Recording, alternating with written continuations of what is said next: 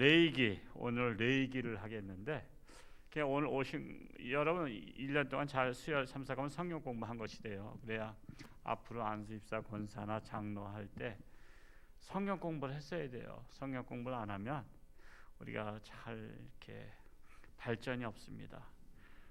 공부는 훈련과 같은 거거든요. 훈련을 받으면 용사가 될 수 있는데요, 훈련 받지 않으면 오합지졸이 돼요. 그래서 우리가 구체 훈련 받는데 한 레이기하도 여러 가지 할 게 많지만 그냥 요점만 정리하려니까 힘들더라고요. 사실은 힘들지만 레이기는 레인 제사장에게서 나온 것입니다. 그래서 백성의 생활에 대해서 교훈하고 있는 거예요. 백성들의 신앙 생활에 대해서 교훈하고 있다. 그리고 조금 다시 한번 과거로 다 회상해 보겠어요. 창세기. 자, 창세기는 범죄로 인한 인간의 타락을 볼 수 있죠. 창세기 그러면 범죄로 인한 인간의 타락이 시작됐다라는 것을 염두에 두시면 되고요. 출애굽기 하면은 시내산에서 모세를 통해서 말씀하시는 내용이 중요합니다. 시내산에서 모세를 통해서 이제 하나님의 나라, 하나님의 법을 이제 너희는 지키면서 살아라. 그래서 보혈과 하나님의 능력에 의한 구속과 구원에 대해서 나타난 거예요. 그래서 출애굽 여정이 오늘날 우리로 말하자면 구원받는 여정과 같은 거예요. 한마디로 철로 역정과 같다라고 말할 수 있습니다. 그리고 레이기는 백성 중에 함께 거하시는 성막에서 말씀하신 거예요. 자, 출애굽기는 시내산에서 말씀하셨죠. 그럼 모세를 통해서, 레이기는 성막을 통해서 말씀하시는 거예요. 그리고 속죄를 근거로 한 예배와 친교. 그래서 레이기에서는 예배와 친교까지 더 나아가는 거예요. 다시 요약하자면 창세기는 인류의 기원을 시작하고 있습니다. 인류의 기원.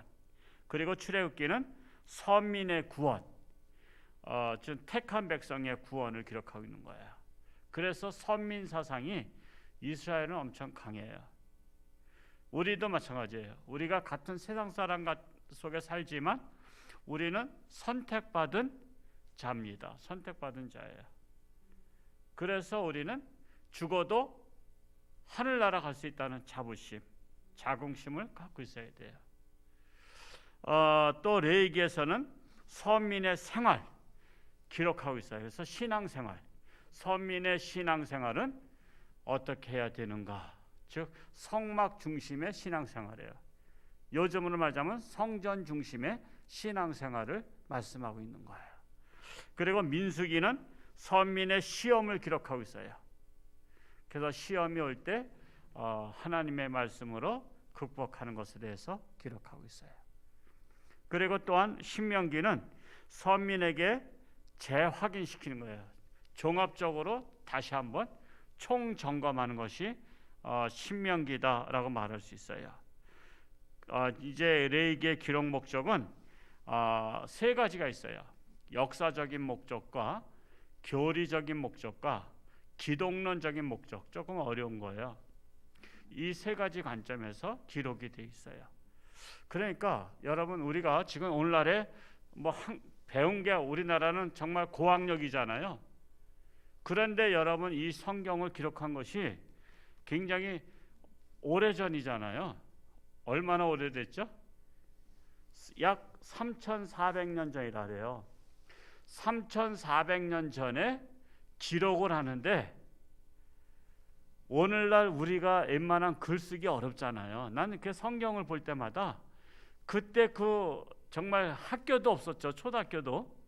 초등학교도 없는 그 시절에 조상으로부터 글을 배웠다고.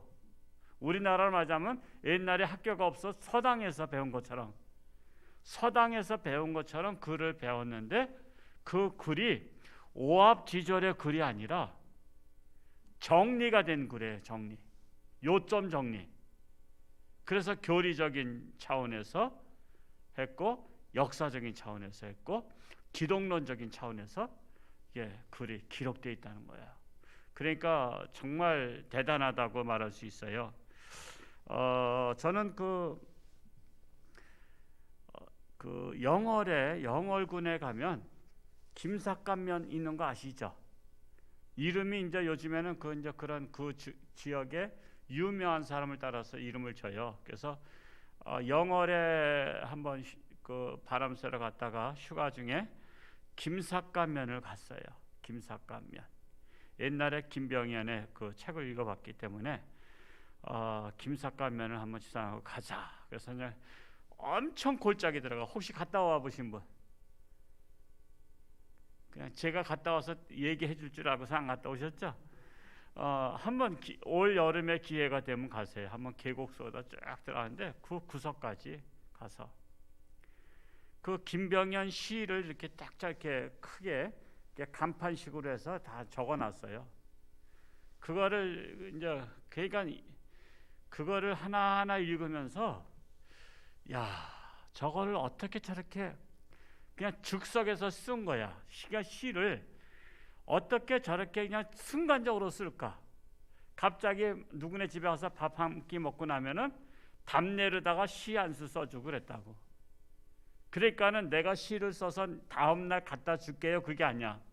우리는 글을 부탁하면 제가 지금 며칠 동안 이거 글 정리 좀 해야 돼요. 그런데 이 김병현 씨는 그냥 그대로 술 먹다가 붓을 가져오면 그냥 그대로 쑥쑥 썼어요.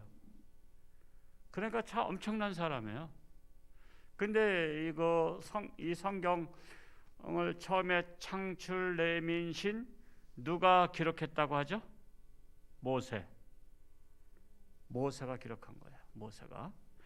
모세가 기록했는데 첫 번째로는 역사적인 목적으로 기록이 되어 있어요. 그럼 뭐냐 하면 한마디로 구원받은 이스라엘 백성들이 살아가야 할 거룩한 삶의 방법을 보여준 거예요. 거룩한 삶의 방법. 레위기는 애굽에서 썼어요? 광야에서 썼어요? 이제 광야로 나왔잖아요. 구원받은 거예요. 구원받은 거야. 자, 구원받은 백성들이 살아가야 될 거룩한 삶의 방법, 스타일. 우리 구원받은 사람은 어떻게 살아가야 되는가?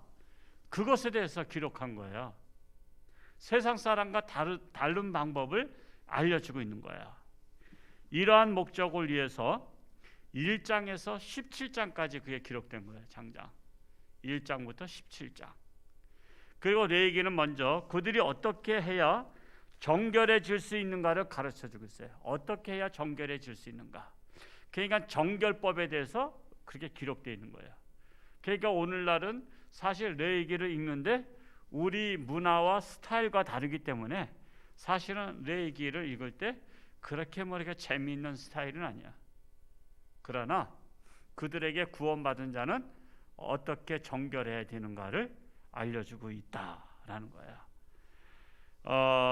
또 그 후에는 그들이 거룩한 하나님과 동행하기 위해서는 어떻게 살아야 되는가? 하나님과 동행하는 삶. 하나님과 동행하는 삶이 뭐죠?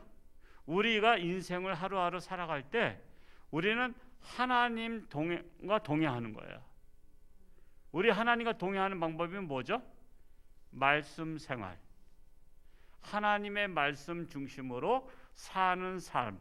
이게 바로 하나님과 동행하는 삶이에요. 그래서 구체적인 삶의 방향을 제시해주고 있다라는 거예요. 자, 이것이 역사적인 목적이고요. 두 번째로 교리적인 목적은 거룩하신 하나님께 나아가기 위해서는 오직 제사장에 의해 시행되는 희생제사의 규례를 통해서만 가능하다. 그래서 제사법이 나온 거예요. 희생제사.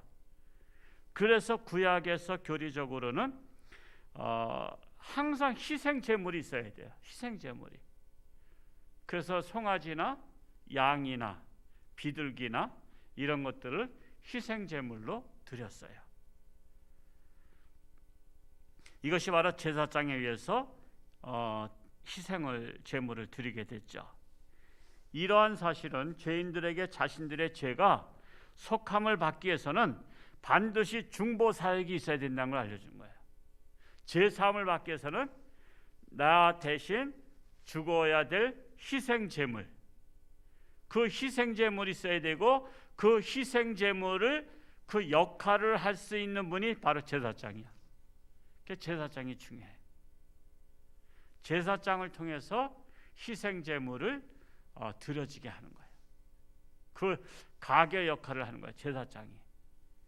그게 뭐 요즘 쉽게 말하자면 중매쟁이지. 중매쟁이 역할을 하는 것입니다.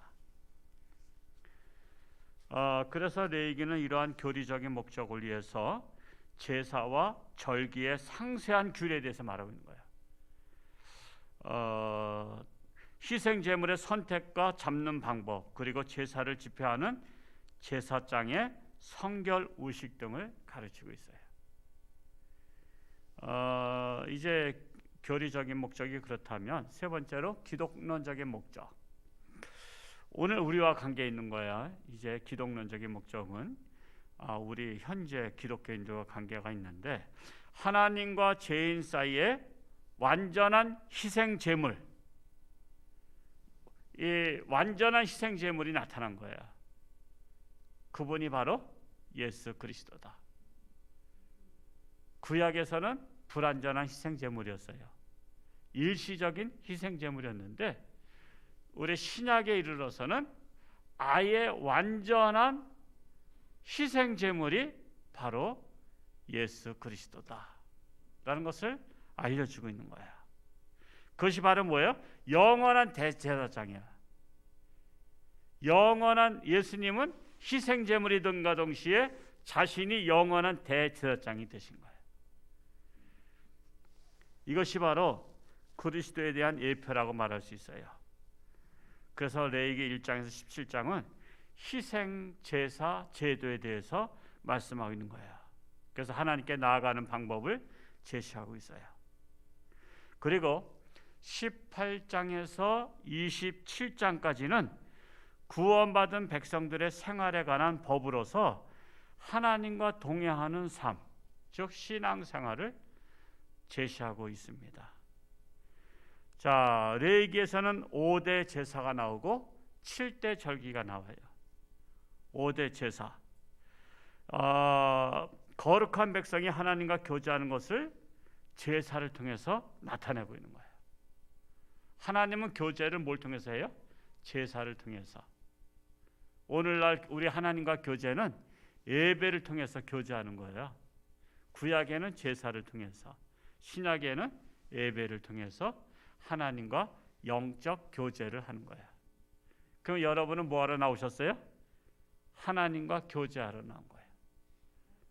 그래서 교회는 하나님과의, 현대말로 말하자면 데이트 장소야. 여기는 데이트 장소. 누구와?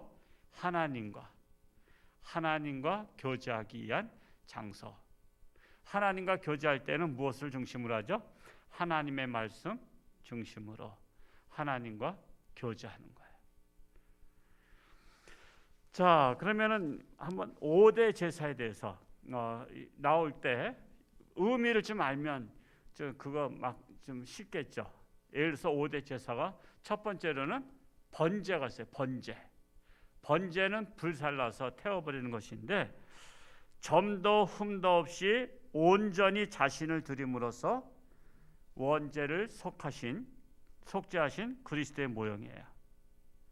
그래서 완전히 태워버리는 거예요. 완전히 우리 그리스도인의 온전한 헌신을 요구하는 거예요. 완전히 번제물로 태운다는 것은 온전한 헌신을 의미하는 제사예요. 그게 원죄를 속한다는 의미를 갖고 있어요. 원죄를 속한다는. 두 번째로는 속죄제가 나오죠. 그럼 속죄제는 뭐냐? 무의식적이거나 연약함으로 범한 죄. 이제 구원은 받았어. 원죄가 있고 여러분 자범죄가 있죠. 원죄는 창세기에 나오는 이 타락, 하나님의 말씀을 어김으로 말미암아 선악과를 따먹고 죄인이 된 것이 원죄예요. 원죄. 그게 번제가 그 원죄를 사는 제사를 드린 거예요. 근데 이 속죄제는 내가 원죄는 해결됐는데 그러고 나서도 이 땅에 살아가면서 원죄는 아니지만 알게 모르게 짓는 죄들이 있죠. 알게 모르게 짓는 죄들, 우리가 삶 속에서 그것을 속죄하는 제사가 속죄제다. 쉽죠? 속죄제는 그거다. 번제는 원죄를 속하는 것이고, 속죄제는 우리가 자범죄, 우리가 알게 모르게 내가 삶 속에서 남을 미워하고 남을 도둑질하고 여러 가지 했던 그런 것들을 우리가 돌아보면서 제사를 드리는 거예요. 그래서 우리가 하나님 앞에 우리가 평상시에 예배를 드린 것은 이 속죄제에 속해요. 우리가 원죄는 이제 해결됐잖아. 예수 그리스도로 말미암아 우리 희생, 완전한 희생하신 예수로 말미암아 우리 원죄는 구원받은 거예요. 이제 사함을 받았어요. 그러니까 여러분, 당신 죽어도 천국 갈 수 있어요? 그랬더니 권사님이 아유, 저는 믿음이 부족해서요. 그러면 2대 맞고 1대 더 맞아야 돼. 우리는 속죄제 때문에 구원받는 게 아니에요. 원죄를 해결하기 때문에 구원받는 거야. 원죄, 근본적인 죄를 해결받았기 때문에. 속죄제는 우리가 살아가면서 점점 거룩한 삶, 깨끗한 삶으로 나아가는 거예요. 자꾸만 우리 붙고 있는 죄를, 예를 들어서 어제 씻었는데 오늘 또 밖에 나와서 현장에서 일하고 오면은 또 때가 묻잖아. 그렇죠? 알게 모르게 먼지가 묻고 때가 묻어서 그것을 계속 씻어서 자신을 청결하게 하는 거, 그게 속죄제다 말할 수 있어요. 이제 번제하고 속죄제 아시겠죠? 그러면은 속건제가 있어요. 속건제. 이 또 속죄제라고 있고 속건제, 세 번째 속건제인데, 이 속건제는 배상이 가능한 죄라든가 고의적인 죄를 범했을 때, 고의적인 죄. 자, 속죄죄는 내가 알게 모르게 지은 죄예요. 나도 모르는 사이에 지은 죄를 나도 모르게 실수해서 죄를 졌어. 그런데 이 속건죄는 알고 지은 거야. 알고 죄를 범했을 때 드리는 제사. 알면서도 도둑질했고 알면서도 남의 것을 빼앗았어. 그것에 대해서 하나님 앞에 속건 제물로 드리는 거예요. 그리고 또한 제물만 드린 것이 아니라 그한테는 거기에 맞는 배상을 해줬죠. 배상을 해주는 거예요. 배상. 근데 요즘에 그래서 우리가 이 하나님의 말씀의 법을 제정하면요, 누가 사기쳐가지고 1억을 사기쳤다. 그러면은 내가 뭐 깜빵 갔다 오면 돼. 그래서는 돈 안 갚어. 그게 아니야. 갚는 거야. 그 도둑질했다 뭐 5배를 갚든지 갚아야 되는 거야. 그러니까는 사실 오늘날 일반 법은 하나님의 말씀에 근거한 법이 아니죠. 하나님의 말씀에 근거한 법은 갚는 거예요. 뭐 그가 감옥 산다고 해서 자기한테 돈이 무슨 돌아오기래 뭘 하기래. 사람과의 관계에서 한 것을 갚아야 된다고 말씀하고 있는 거예요. 자, 몇 가지 했죠? 번제, 속죄제, 속건제 했어요. 4번째로는 화목제가 있어요. 화목제. 자, 이것은 죄 용서함을 받은 자가 하나님과의 교제와 화목제예요. 하나님하고 가까워지는 제사. 이게 감사 제사예요. 그래서 우리가 추수감사라든가 또 우리 맥주감사라든가 이런 것이 바로 이 화목제와 같은 거야. 화목제. 서원제라든가 낙헌제라든가. 우리가 이제 죄 용서 받았어요. 그런데 하나님과의 교제. 그래서 예배는 하나님과의 교제를 하는 거예요. 교제. 하나님과의 교제. 그래서 하나님하고 좀 더 가까워지기 위해서 우리가 예배를 드리는 것이다라는 거예요. 다섯 번째 뭐가 있을까요? 제가 막 이거 작업을 PT 작업을 하면 그냥 여기다 탁탁 나오면 좋은데 죄송합니다. 제가 재래식 목사라. 다섯 번째는 소제가 있어요. 소제. 이 제사에는 이 다섯 가지가 이게 중요한 거예요. 소제는 뭐냐면 곡물로 드리는 제사예요. 곡물로 드린 제사. 자, 그러면 송아지, 양, 뭐 염소, 아니면 비둘기 한 쌍 이런 걸 다 드리다가 곡물로 드린다 그러면 어떤 게 제일 쌀까? 소제가 제일 싼 거예요. 그러면 소제 제일 싼 거로 곡물로다가 드린다는 것은 누구를 위해서 만들어진 것일까요? 가난한 자, 소외된 자. 양은 비싼 거예요. 재산의 재산. 여러분 제가 그 이디오피아 갔다 오고 나서 양보내기 운동에서 260여 마리 보냈잖아요. 우리 성도님들이 막 10만 원씩 막 해가서는 그것이 그들한테는 재산의 재산. 우리나라도 못 살 때 제가 60년대에 학교에서 설문조사를 했어. 그때는 왜 집에 있는 재산 목록을 써오라 그랬어? 그런 거 해보신 분들 계시죠? 재산. 그러면 재봉틀도 썼고 자전거 썼고요. 그때 소 한 마리 쏘고 우리 집 재산 뭐가 있나 해서 그거 썼다고. 그런 것들 썼어요. 그렇죠? 뭐 들구통도 있으니까 들구통도 쏘고 그냥 이런 거 썼다고. 그게 양은 재산이에요. 재산. 그러니까 그 재산을 바치면은 먹고 살기가 어려워. 젖을 짜서 젖을 먹어야 되는데, 그래서 그런 가난한 자를 위해서는 소제, 곡식가루를 드리게 했어요. 그러니까 하나님은 각자 형편에 따라서 제사를 드리게 했던 거예요. 자, 제사법이 몇 가지 있어요?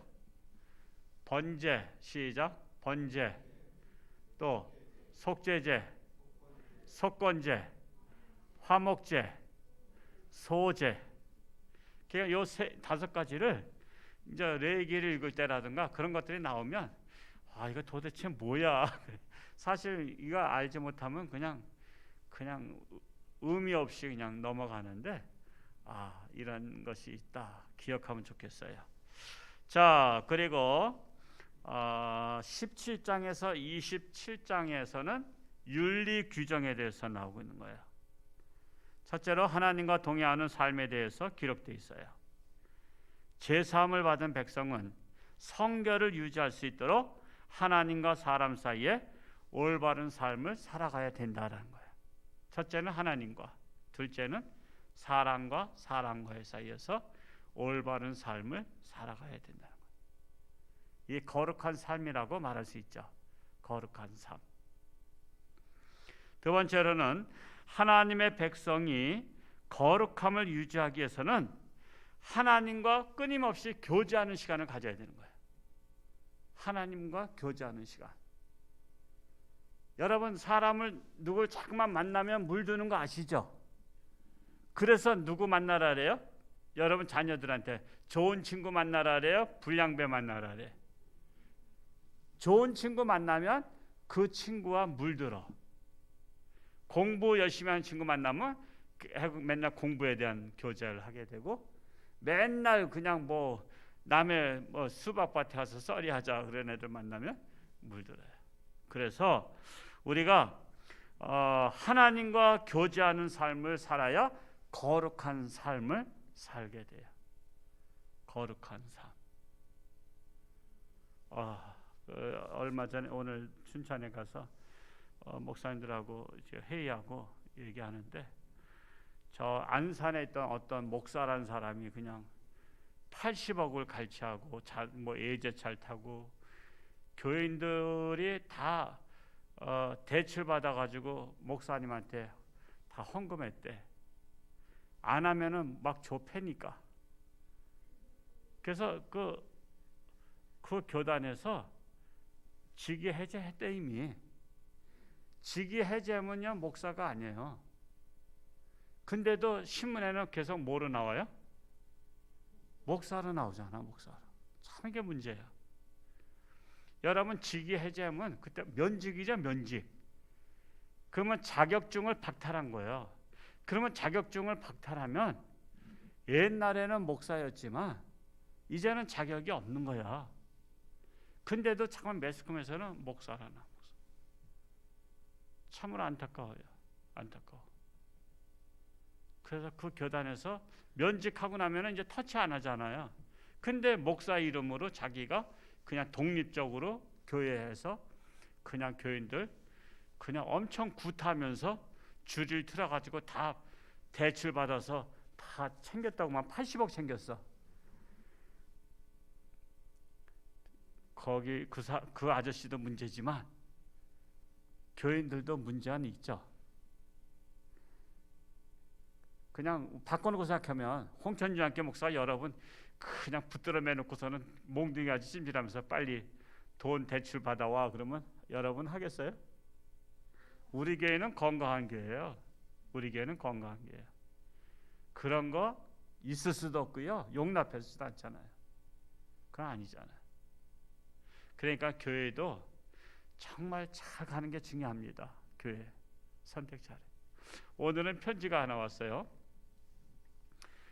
요상한 편지인데 어디서 왔는지 했더니 신천지에서 왔어요. 신천지 장막성전에서 왔어요. 전화번호 있어요.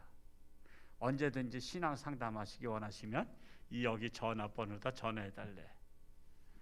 참 이제는 대놓고 목사한테 보내. 이제 신천지가 이제 들켰잖아. 그러니까 이제 대놓고 이제 보내는 거야. 배짜란 식으로 보내. 배짜란 식으로. 사실 목사는요. 목사 되기 전까지는 신앙 상담 여러 해도 목사 되고 나서는 신앙 상담할 데가 없어요. 신앙 상담 누구한테 할까? 하나님께. 목사는 하나님하고 그냥 매달려서 하는 것이지 뭐 누구한테 신앙 상담 신앙 상담 해라고 전화번호 줬다고 해서 신앙 상담 하는 게 아니에요. 여러분 그런 데 넘어가지 않기 바랍니다. 넘어가지 않기 바랍니다. 요즘에 하도 이단이 많아서 여러분 출처가 불분명하면요 가지 않기 바랍니다. 가지 않기 바랍니다. 요즘에 너무 많아요. 그냥 한국에 이단 때문에 아주 그냥 교회가 욕을 바가지로 먹어요. 하여튼 우리 하나님의 백성들이 거룩함을 유지하기 위해서는 하나님과 끊임없이 교제하는 시간, 이것이 바로 우리가 주일 예배, 수요 예배, 새벽 예배, 구역 예배, 이건 하나님과 교제하는 거예요. 하나님과. 그리고 이제 또 레위기에서는 7대 절기가 나오는데 이거는 설명하지 않겠어요. 유월절, 무교절, 초실절, 오순절, 나팔절, 속죄일, 장막절 등이 있는데 이런 것들이 나오고 있다. 그래서 이 레위기의 핵심적인 용어는 뭐냐 하면 거룩이다. 거룩. 구별된 삶. 레위기의 핵심은 거룩이에요. 거룩. 구별된 삶을 살아라. 뭘 통해서? 제사를 통해서. 성막 중심으로. 레위기는 성막에서, 출애굽기는 시내산에서 모세를 통해서 주신 말씀이고, 레위기는 그 주신 말씀이 구체적으로 적나라하게 광야 40년 동안에 그 말씀 생활을 거기서 익혀나가요. 그래서 하나님께서 거룩하시니 너희 백성도 거룩하라. 오늘 말씀을 한번 읽어볼까요? 19장 레위기 19장 1절과 2절 같이 읽어봅니다. 시작. 여호와께서 모세에게 말씀하여 이르시되 너는 이스라엘 자손의 온 회중에게 말하여 이르라. 너희는 거룩하라. 이는 나 여호와 너희 하나님이 거룩함이니라. 너희는 거룩하라 하면서 누가 거룩하기 때문에? 하나님이 거룩하기 때문에 너희가 나를 믿는다면 나처럼 거룩한 삶을 살아라. 이게 레위기의 핵심이에요. 그러면서 이제 부차적으로 부모를 경외하고 안식일을 지키라. 3절을 읽어볼까요? 3절 시작. 너희 각 사람은 부모를 경외하고 나의 안식일을 지키라. 나는 너희 하나님 여호와이니라. 지금 우리가 구약 시대는 안식일이 토요일 날이죠. 근데 지금은 그래서 이스라엘 사람들 유대교는 토요일 날을 안식일로 지켜요. 근데 우리는 사실 예수님 오시고 나서 오랫동안 유대인들 중심으로 처음에 예수 믿었잖아요. 그러니까는 안식일도 지키고 주일도 지켰어. 주일은 무슨 날이죠? 예수님 부활하신 날. 그래서 예수님 부활한 날도 지켰고 안식일도 지켰어. 그러다 보니까 참 혼란이 오는 거야. 혼란이. 야, 우리가 지금 이 안식일도 지키고 부활절 날도 지키고 너무 혼란이 오니까 하나로 다 한 거야. 하나로 결정한 것이 바로 뭐냐면 주일로 지킨 거야. 주일로. 이제 우리는 예수님의 부활의 날을 안식일로 지키자. 그렇게 해서 우리는 주일이 안식일이 된 거예요. 그래서 안식교는 꼭 어떻게 해야 구원받는다래? 토요일 날 지켜야 구원받는다는 거예요. 그게 아니에요. 토요일 날을 지키든 주일을 지키든 일주일에 한 번 안식일을 지키는데 중요한 것은 완전히 속죄제가 되신 번제가 되신 예수 그리스도의 희생제로 말미암아 그걸 믿는 자마다 우리는 구원을 받게 된 거예요. 안식일날 지켜서 구원받는 게 아니에요. 또 주일날 지킨다고 구원받는 게 아니에요. 우리는 예수를 나의 희생 제물이 되신 예수님을 대제사장으로 우리가 받아들일 때 구원받는 거예요. 마지막으로 또 우상을 섬기지 말라 말씀하고 있어요. 우리 4절 말씀 읽고 마칩니다. 4절 시작. 너희는 헛된 것들에게로 향하지 말며 너희를 위하여 신상들을 부어 만들지 말라. 나는 너희의 하나님 여호와이니라. 우상을 섬기지 말라. 여러분, 세상에는 사방에 다 우상이 있죠. 사방에 다 우상이에요. 우상. 그래서 우상을 접할 수 있는 기회가 많은데 그럼에도 불구하고 이제는 하나님을 섬기기로 했으면 하나님과 일편단심, 오직 하나님, 다른 것은 거들떠보지도 않고 하지도 않는 거예요. 우상을 섬기게 되면 하나님의 그 신앙을 빼앗겨 버려요. 빼앗겨 버려. 우상은 독소와 같아. 독소. 그래서 우상을 섬기는 순간 하나님은 없어져 버려. 내 안에서 하나님을 차버려. 그걸 갖다 영적 간음이라고 말할 수 있어요. 영적 간음. 그래서 우리는 레위기를 통해서 우리는 성결된 삶을 우리가 하늘나라 갈 때까지 이 레위기는 광야 40년 동안에 거기서 이제 훈련이 된 거예요. 훈련을 그게 오래 할수록 그게 습관이 되죠. 그래서 우리가 이 땅에 사는 동안에 우리는 거룩한 삶을 훈련받는 거야. 언제까지? 우리 몸에 배일 때까지. 그래서 죽을 때가 되면 몸에 배는 거야. 이제 몸에 배면은 이제 갈 때가 된 거야. 그래서 찰나면 갈 때가 됐다고 하잖아요. 우리 기도하겠습니다. 하나님 아버지, 오늘 레위기를 통해서 거룩한 삶에 대해서 우리는 하나님과 교제하면서 거룩한 삶을 살아갑니다. 참으로 이 땅에 사는 동안 우리는 끊임없이 우상의 유혹과 세상의 유혹으로 말미암아 거룩한 삶을 살지 못하고 세상 속에 빠질 때가 많습니다. 이러한 저희들, 우리는 하나님 중심으로 하나님과 영적 교제함으로 말미암아 예배를 통해서 늘 하나님을 가까이 하며 결단코 흔들리지 아니하는 신앙으로 살아가기를 원합니다. 그리하여 하나님 앞에 섰을 때 부끄럽지 아니한 저희들 되게 하여 주옵소서. 아직도 코로나 시대로 말미암아 참으로 고통 속에 있는 많은 분들이 있습니다. 긍휼히 여기시고 어서속히 회개함으로 말미암아 이 땅에 코로나가 종식되게 하시고 또한 건강한 사이에 마음껏 하나님을 찬양하며 예배하며 우리는 모일 수 있는 때가 속히 오기를 간절히 소원합니다.